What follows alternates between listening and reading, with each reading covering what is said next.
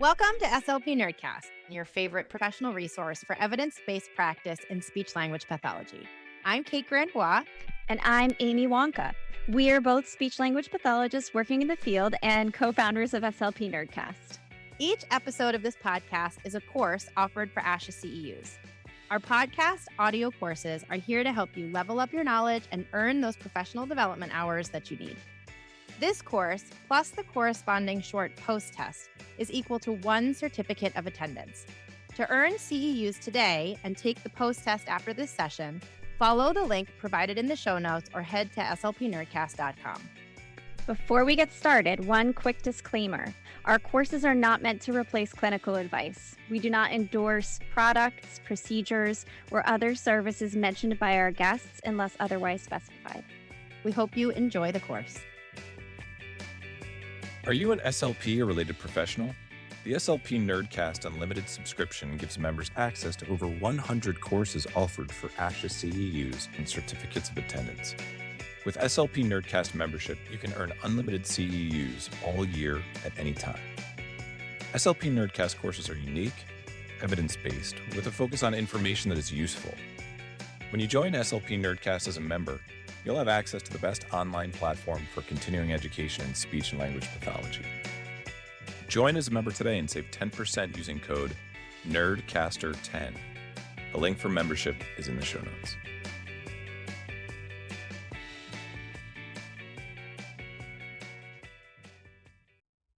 This episode is brought to you in part by listeners like you and by our corporate sponsor, Practice Perfect EMR. Billing, scheduling, documentation, patient communication, business metrics, and more. Practice Perfect EMR specializes in speech therapy practices like yours, connecting everything. Check them out at www.practiceperfectemr.com. Hello, everyone. Welcome to SLP Nerdcast. I am Kate Grandbois, and usually I am joined by my co-host, Amy Wonka. She is not here today, but I am not alone. I have the pleasure of welcoming a repeat guest, Martin Holland. Welcome, Martin.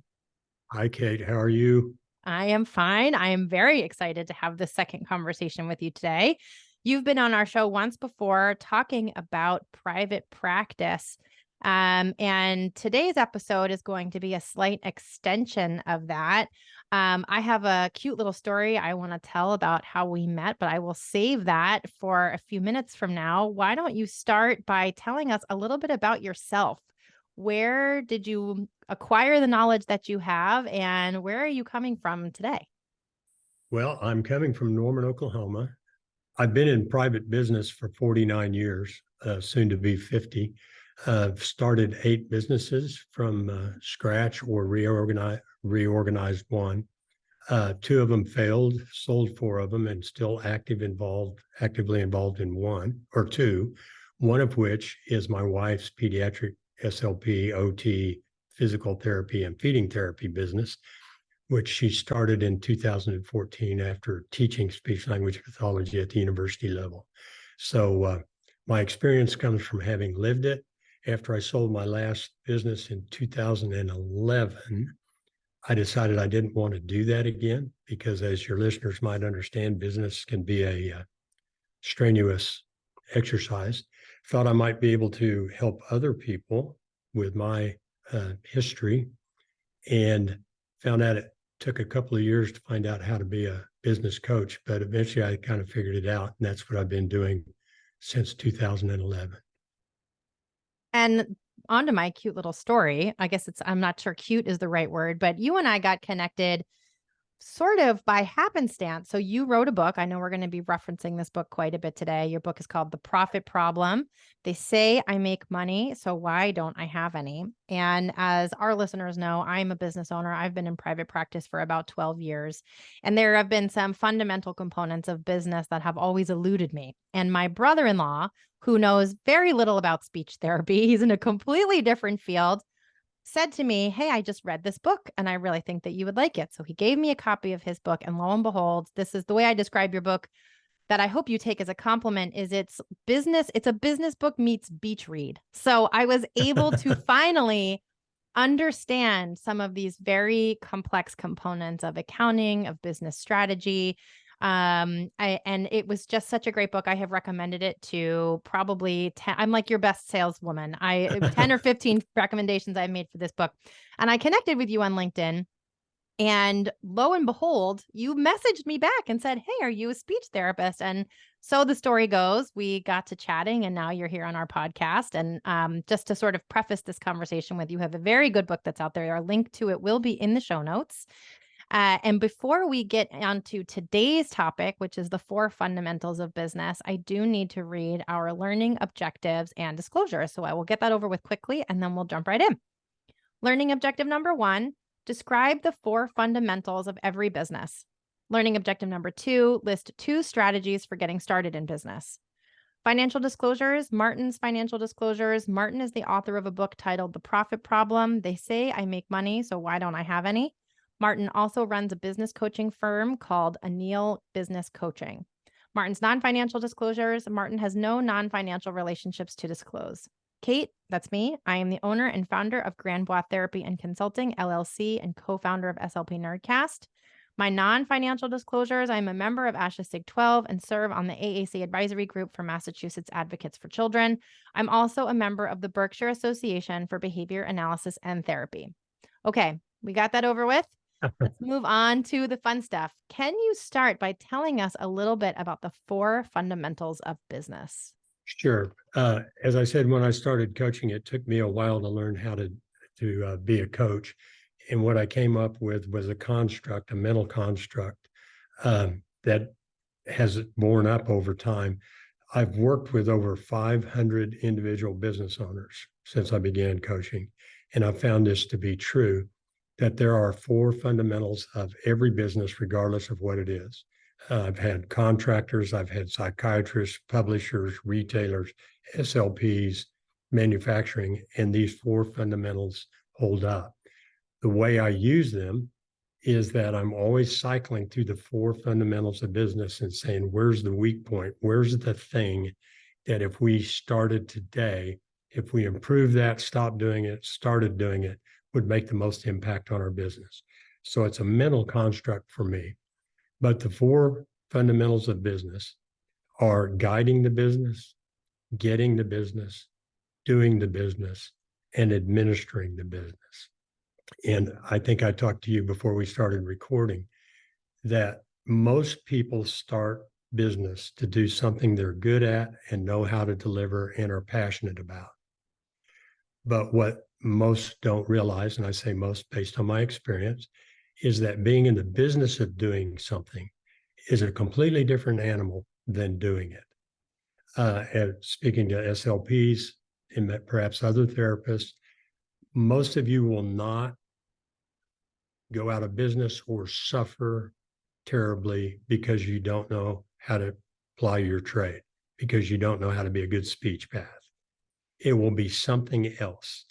It will be something in one of those other 3. So there's guiding the business, getting the business, doing the business is delivering whatever you sold, which being a speech path, delivering therapy, or administration. It will be in one of those other 3 areas that it will get you. And if it's okay, maybe we dive into what are included in each one. Absolutely. I'm having a lot of personal reflection as we have this conversation as a business owner who got into business to work. My particular patient population is pediatrics. I wanted to work with a pediatric population. I wanted to provide therapy in the homes way back in the day when I first opened my practice. I still don't know very much about marketing, and it's my biggest weak point. So I'm looking forward to sort of unpacking all of these different areas outside of my clinical expertise. Well, let's start with leadership, or guiding the business, which is leadership. And so what's that, leadership word? If you Google it, you'll get 800 million hits. What's leadership? But leadership includes things like having a vision for your business. Matter of fact, that's number 1. Number 2 in leadership is having a culture for your business. If you're a solo practitioner, culture is a little bit easy, but you're starting adding people. It's how do you hold people accountable? How do you incentivize people? How do you organize yourself in your company? So it's all these matters of leadership that people have all heard about, but in my experience, very few people have done anything. But it begins with having a vision. Or am I going to be a solopreneur, or do I intend to bring people in? Do I want to be at multiple locations?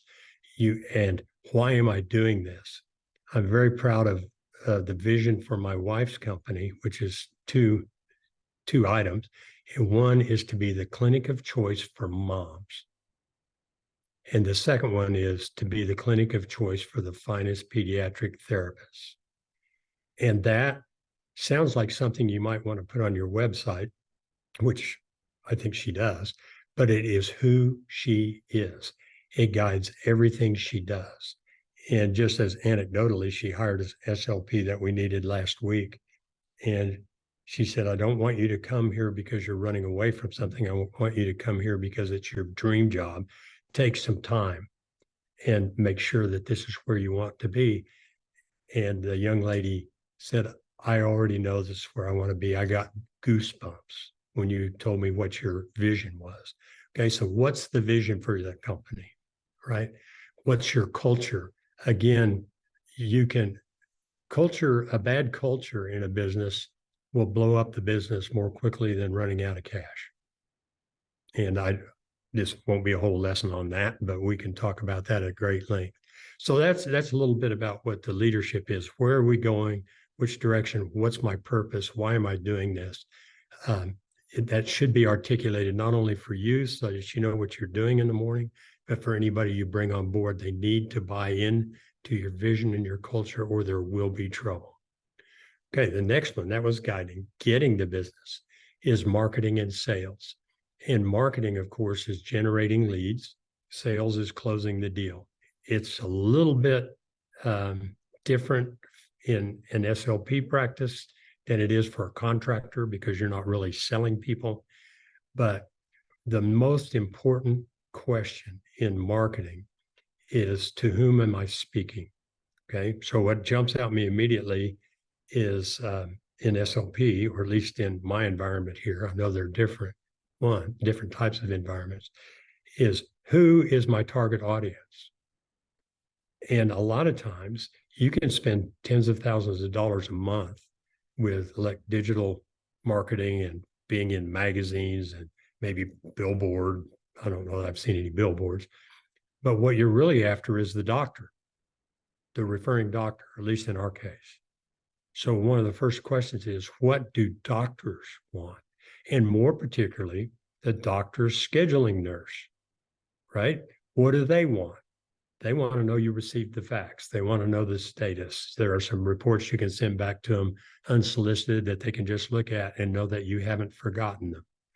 And that doesn't cost nearly as much as $5,000 a month for AdWords, right?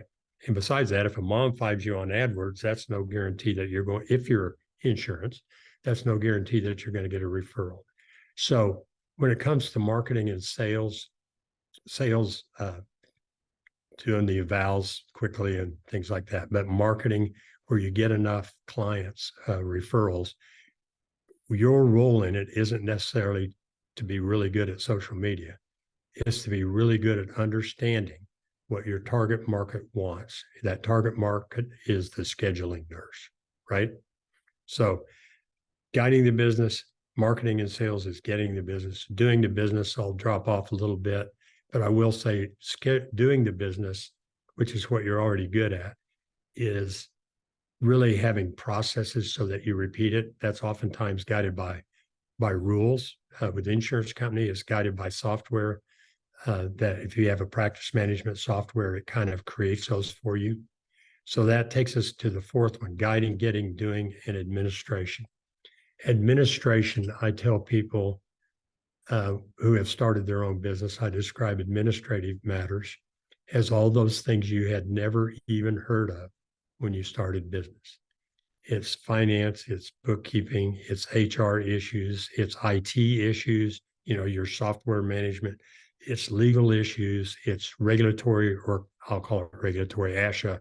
What do you have to do? Schedule, credentialing, insurance, a benefits Compliance, manager, compliance. liability. Yeah. It's just like, oh my gosh, it's a never-ending stream of things. It's corporate governance. Do you have an operating agreement in your new LLC? And are you current? I don't know everywhere, but here we have it's not really a franchise tax, but you have to pay a fee every year. Nobody tells you to pay it, but if you don't pay it, you're out of standing. And if something happens, you're in trouble, right?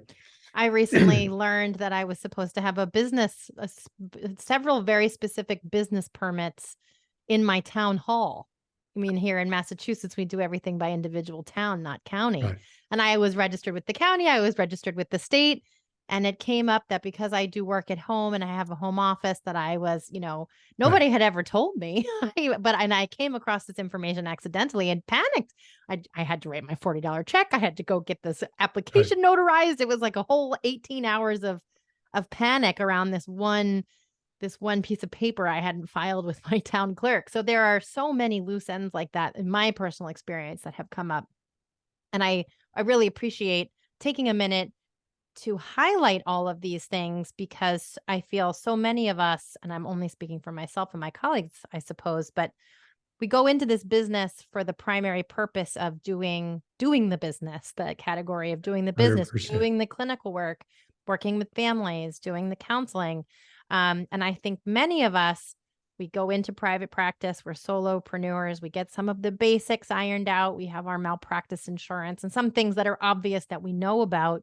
And then as business grows, it becomes this snowball effect of, oh, but there are all of these other things that I forgot to do, or I think I need to hire someone. Is it an independent contractor or an employee? And how on earth do I do payroll? It becomes this domino effect of questions that's extremely overwhelming. One of the things I loved about your book, and one of the things I love about this explanation, is that it is compartmentalizing all of these loose ends into these very easily digestible buckets, I'll call them. Right. And that's why I came up with it, as much for me as my clients, but it resonates with my clients. They know what we're doing. And I'm always cycling through we've got an issue. Is that a leadership issue? Is that a culture issue? Is that a sales issue? Is it a marketing issue? Is it we ran out of cash?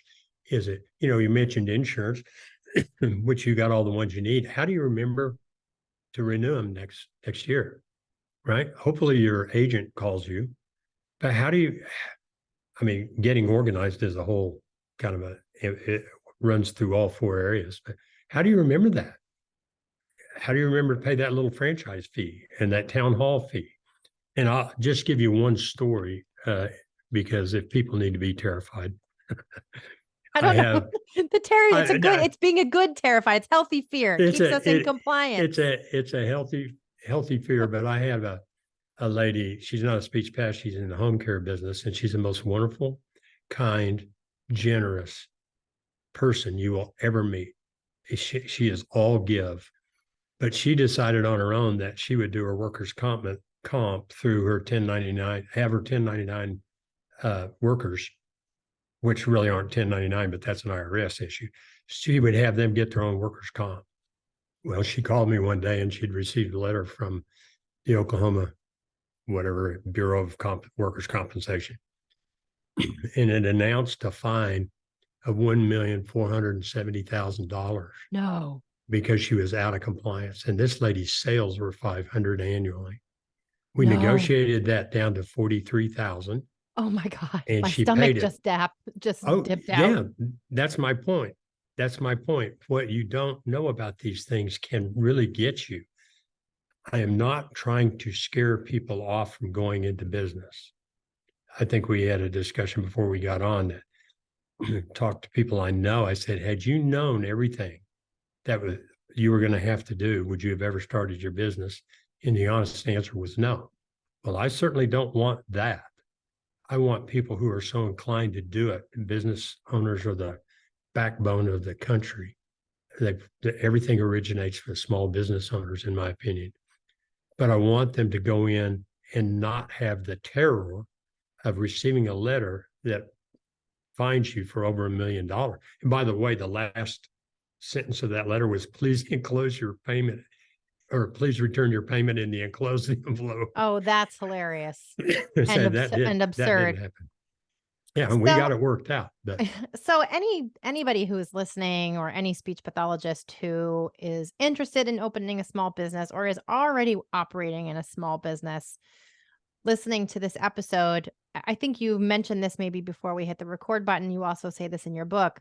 No one is good at all four of these things out of the gate. So if if you're listening and you have this pit in your stomach, like, I don't know these things, that's okay. I think that's, we go into these business to do the business, to work with our clients and patients, to maybe have more flexibility, maybe to be self-employed because we can operate our own schedules. There are a lot of wonderful things that come with being self-employed. And one of the points that you make in the book that I really appreciate is when you identify an area that is a weak spot, there are things you can do to mitigate those weaknesses. absolutely. And almost universally, or at least the place to start, is get help. And I'm not pitching business coaching here. I'm pitching, if you're in business and you don't have a CPA, then you need to get one this afternoon, right? And I talk about different kinds of CPAs. There are CPAs who just do taxes, and they're not of that much help. You do need to pay your taxes, but there's CPAs who will help you keep good books so that you know if you made money last month. I make a grand statement, but I'll stick by it, that 90% of the businesses in the United States do not know if they made money last month or last quarter or even last year until they get their tax return. And it says some number that they don't understand because it has depreciation and cash basis and all these things. You must know if you're making money. And if you're not, you must know what to do about it. Specifically, is it in our area?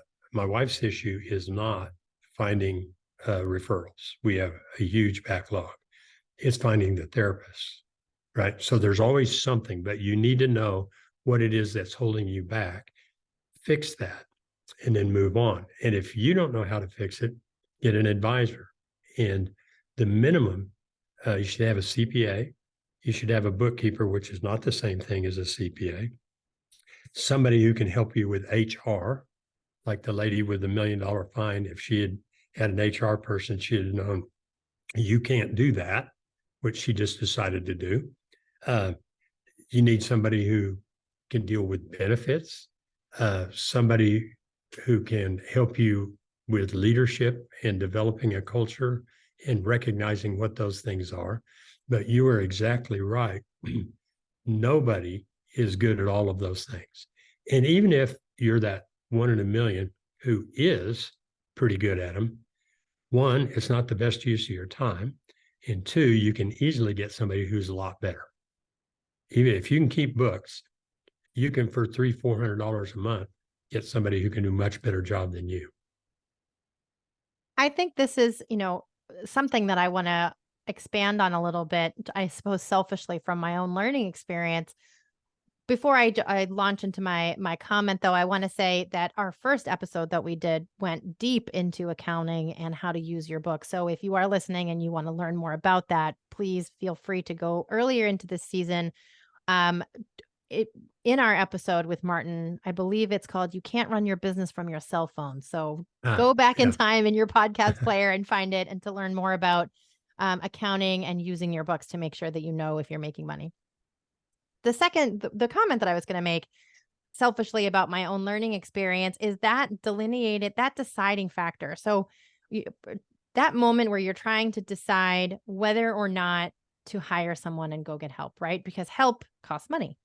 And as you're growing a very small business, at first, many of us we're wearing all the hats.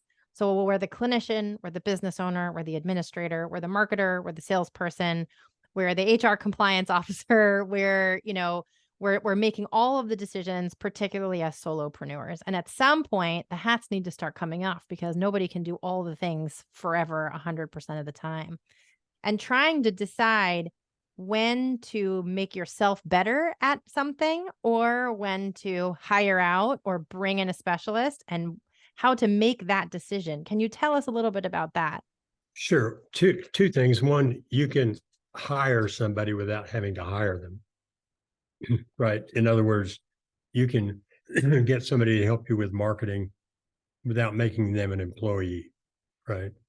Or you can get a rental bookkeeper. I mean, I have a number that I've put together who work with a lot of my companies, and they only cost them some fraction of what an employee would cost. But you're kind of bringing me to a point we would like to talk about is how do you get started on this? Okay. And I described to you before we got on, you just draw a line on a whiteboard and put a horizontal line, put 3 vertical lines in there, and you've written out 4 quarters for the year, right? 3-month quarters. And you can sit and say, you know what, after listening today, I haven't emphasized it enough, but if you're not there, you need to start with good books. Okay. So everybody should start with books. If you don't have good books, you need to have them. Well, for the first quarter of this year, or the next 3 months, wherever we start, I am going to do something about books. Okay. I'm going to call a CPA. I'm going to call a bookkeeper. I'm going to find something out. And I haven't spent a penny yet. Then what else could I do? I can buy books, meaning paper or audible books, such as mine. I can watch YouTube videos. I can go to webinars. And so what I do is commit a little bit of time each week for 3 months to learn about books, so that your role as the owner is very seldom the one who does it. Your role will be to recognize if you're being well served. Okay. Marketing is a key place where that applies. There are countless people, you probably get inundated, I do every day. They're going to do your SEO, or they're going to do your social media, or they'll design a website. And there's no doubt they can do all those things, but do they generate leads? And I mean, I measure marketing. You can measure marketing in bounce rate and hits rates and all this. I measure markets. Have they brought in, for sure, identifiably, have they brought in more money than they cost me? If not, I'm going, well, it's brand awareness. I go, the best brand awareness is a satisfied paying customer doing referrals, right? So you can take 3 months and say, I need to explore this idea of marketing. And I can recommend some books and read a book or two. And matter of fact, I just have to mention Donald Miller, Marketing Made Simple. It's the best there is. You just buy that book and do what it says. Okay. And we'll put the link in the show notes. Yeah. Yeah. He's brilliant. Oh, I can learn some things about marketing, and I can learn to recognize what Martin said. The most important thing is, to whom am I speaking with my marketing? So why advertise to a mom's group, although they matter, until you've advertised to that scheduler at the doctor's office? Again, presuming that you need referrals for insurance, right? So you spend 3 months thinking about that stuff and take a step. Get an advisor. Maybe you are doing some of it yourself. Maybe you take donuts to the doctor's office, those kinds of things. But do that and concentrate on that for 3 months. Then the next thing might be whatever the next thing is. Again, not to keep using the analogy of a beach read, but I really love how compartmentalized this approach is in terms of professional development, identifying something that you're not great at, giving yourself a goal, giving yourself a finite period of time, breaking things up to feel slightly more manageable. So instead of, oh my gosh, I'm so overwhelmed. And believe me, as an entrepreneur, as a business owner, overwhelmed sometimes just becomes your baseline, just becomes like your status quo, because there are always so many things going on. But being able to compartmentalize things and break it down to more digestible, approachable goals is a really wonderful strategy. And it makes things feel so much more manageable. There is no such thing as multitasking. I've read a lot of research on that. There's fast switching. But I like when you've got two, I mean, that's literally what they found. You cannot, well, never mind. That's another subject. You cannot do all these things I just mentioned. You can write out all the topics I mentioned. You can download that advisor and mentors checklist on my website and have them there. But you pick one, and you get better at that one. And you still have to do your speech, your therapy, and you still have to pay the bills. Yes, you do. You still have to do that. It's the chaos of transition. But pick one and get better. And then pick another one and get better. And if you use my quarterly thing, by the end of the year, you've done 4 major things. And you look back and you go, wow, I know I am a different person than I was at the beginning of the year. There's a lot more I can learn about marketing. There's a lot more I can learn about books. There's a lot more I can learn about time management, which I threw up under the leadership thing. There's a lot more I can learn about how to maintain a healthy culture, but you are making progress. You're always looking for the short stave in the barrel that limits how full it can get. Once you've shorn one up, go look for the next one, work on that one, but constantly making progress, one thing at a time. So one of the things that I have found to be really helpful in my own development as a business owner, and I don't know if you have comments, something to say about this. When you're in that early development phase, learning something for the first time, trying to get better at marketing for the first time. That's just the example I'm going to use because I'm still terrible. I'm still terrible at it. I think there are a lot of very low cost things you can do to teach yourself. You've already mentioned YouTube videos, having some good books at your fingertips, some sort of self-study. There's some continuing education about these kinds of things in our fields. I personally have found looking outside of our field to be most helpful in terms of learning about business. But the other thing that I've found is you've loosely mentioned coaching and consultation.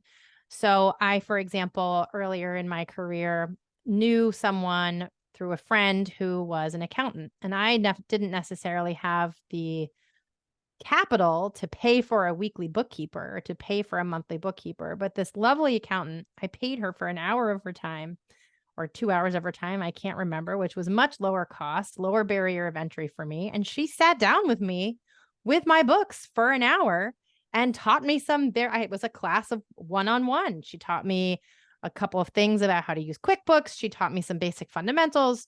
I didn't quite understand all of it, but I had some guardrails. I had some, for taxes, definitely don't XYZ. Oh, definitely do XYZ. Some black and white rules I could follow just as guideposts until I got to a point in my business where I could hire a weekly bookkeeper or could hire a CPA. How do you feel like that's a reasonable suggestion? 100%. The other thing that you have is a phone number and a relationship, right? So something happens, you go, whoa, you have somebody to call. That's a good point. They might charge us $75, they might charge you $100 now or something, but that's better than $1 million fine.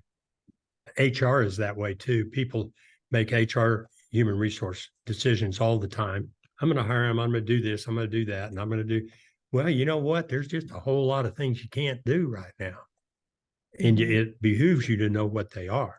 So maybe you get a stab at an HR manual, something very bare bones, but you have a relationship. And if you've got an employee who is presenting issues, you have somebody to call rather than just say, well, I'm going to fire you. I mean, that doesn't always go that far, but you have somebody to call. So build those relationships. Another one is a banker. Maybe you don't need money or don't anticipate needing money or scared to borrow money. Have a relationship with a banker who can tell you, yes, I can give you a line of credit if you need that because of cash flow issues. What's cash flow issues? Well, we're going to call that bookkeeper back, right? Everybody knows what that is, but maybe they don't know how to track it and so on. But yeah, it's establishing the relationship, picking somebody out. That's something you should do in every one of those quarters is, who can help me with this? Can I take somebody to lunch? Can I buy an hour of time and say, can you tell me what things I need to work on? The unfortunate thing is the first person you pick all the time may not be the right one. Yep. I have definitely had to shop too. around. Yep. I've had to shop around a lot. I think another thing I found, I don't know if you have anything to say about this, but working with someone who's local. So I know, for example, here in Massachusetts, we have a lot of regulation around a handful of things. We have very strict laws on what constitutes an employee versus an independent contractor. And it's very different in New Hampshire, which is, an hour and a Right. half drive from my house. So I think there is also something to be said for reaching out to a local bookkeeper, accountant, attorney, somebody who knows what regulatory bodies you're beholden to. And I say that only because, now in our digital age with electronic medical records and electronic payroll systems, there are many blanket companies that will give you a service for a low cost subscription, and you get, quote, HR advice at the click of a button, but you're getting an HR specialist who could be in a completely different state, who maybe isn't well versed in the nuances of the regulatory bodies in your local jurisdiction. For example, one of those companies would never have known that I needed to go drop off that duly notarized tiny piece of paper to my town clerk after being in business, So I think there's something to be said for that too. Yes. And I certainly do a lot. I mean, more than half of my coaching sessions are around the country and on Zoom and so on, but I like a personal relationship. I really do. You can call up and say, man, that's still me. I think a lot of people are still that way too. I'm not dealing with a computer screen and a website. In our last couple of minutes, I wonder if you have any additional guiding principles or words of advice for anyone who's listening, who's maybe hearing about the importance of fundamentals of business for the first time. I'm going to quote a guy whose book I read recently. He's talking about contractors, but he said, these things that we've just touched on today, you must do. Okay? You must do them. You don't have to do them in one day, but you have to make that quarterly progress. You must do them. If you are unwilling to do them, don't be in business. Okay? That's a harsh message, and I don't want to run anybody off. But by the way, if me saying that runs you off, you probably weren't going to make it through there are 30 million businesses in the United States, so it can be done. It's tremendously worthwhile but be aware of these things so you don't get ambushed, and then do them, because otherwise, the way the guy described it, whose book I'm quoting, he said, everybody wanted to be out for football because you got the uniform, but if you weren't willing to do the work, you weren't playing, right? And he said, you're just better to not do it. So anyway, that, everybody thinks this freedom and, I set my own hours, I set my own wages, and I had somebody tell me, oh, you and Diane both own your own businesses. That's so great. You can take off 6 months a year if you want. And we were at a football game in another state, and both of us had our computers out, right? And I said, no clue, but we love it. We love it. Most of the time. Sometimes it's terrible, but on the overall, we love it. So take the time to figure these things out and educate yourself. And do not expect to become an expert immediately, but educate. Once you've heard about bookkeeping and break even, maybe you'll start hearing those words. You'll hear people say, wow, and you'll just grow like a weed. So I don't know if that was helpful or not, but that's my closing advice. It was very, very helpful. And every time I speak with you, I feel a wave of inspiration that, we can continue to learn and grow. And for those of us who are business owners, this is professional development. It's outside of what we typically think of in speech therapy as professional development. We think so much about professional development in a clinical sense, learning a new therapy technique, reading about a new research article in some sort of assessment method.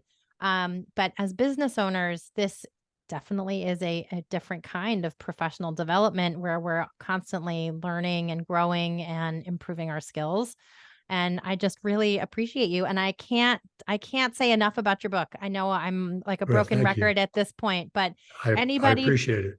Anybody who is listening, all of the references and resources that we mentioned during today's episode will be in the show notes as well as on our website. A link to Martin's book will be on our website. And as a matter of fact, you have a blog post and free download about this exact topic available on your website as well. So if anybody would like to print it, save it, we will link, we'll send a link over to your website for that as well. Thank you again so much Okay. for being here. It's always Thank a you. I pleasure to love have it. you. Thank you again to our corporate sponsor, Practice Perfect EMR. Billing, scheduling, documentation, patient communication, business metrics, and more. Practice Perfect EMR specializes in speech therapy practices like yours, connecting everything. Check them out at www.practiceperfectemr.com. Thank you so much for joining us in today's episode. As always, you can use this episode for ASHA CEUs. You can also potentially use this episode for other credits depending on the regulations of your governing body. To determine if this episode will count towards professional development in your area of study, please check in with your governing bodies, or you can go to our website, www.slpnerdcast.com. All of the references and information listed throughout the course of the episode will be listed in the show notes. And as always, if you have any questions, please email us at info@slpnerdcast.com. Thank you so much for joining us, and we hope to welcome you back here again soon.